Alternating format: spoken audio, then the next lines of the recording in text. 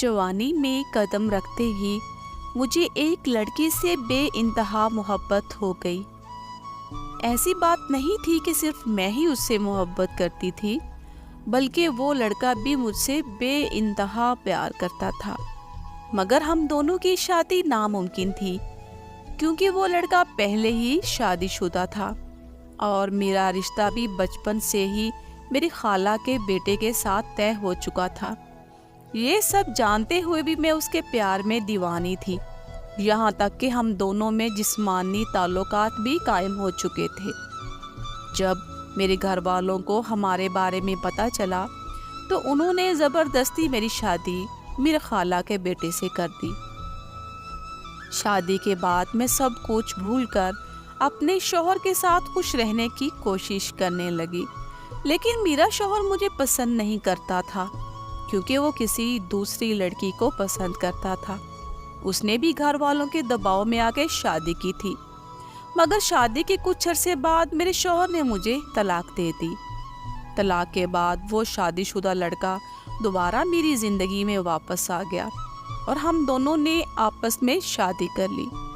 हमारी शादी के बाद मेरे शौहर की पहली बीवी मुझे पसंद नहीं करती थी और ना ही वो मुझे अपना समझती थी, इसलिए वो हर वक्त ससुराल वालों से झगड़ा करने लगी।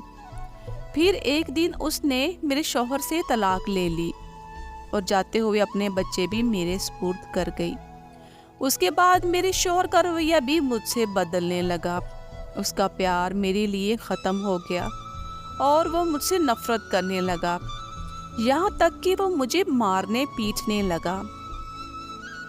मैंने बहुत कोशिश की कि वो मेरे साथ अच्छा सलूक करे, मगर वो मेरी कोई बात सुनने के लिए तैयार नहीं था। इसलिए मेरी ज़िंदगी एक जहन्नुम बन चुकी थी।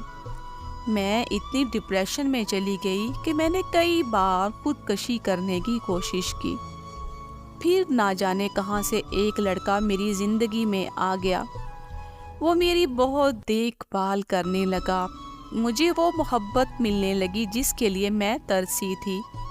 इस लड़के की वजह से मैं डिप्रेशन से बाहर आ गई और मैंने फिर से जीना शुरू कर दिया। मैं अब उसके साथ खुश हूँ, क्योंकि वो मुझे खुश रखता है।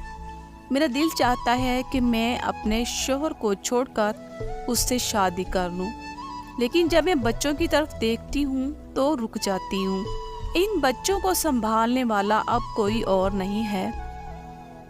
मुझे कुछ समझ नहीं आता कि आखिर मैं क्या करूं।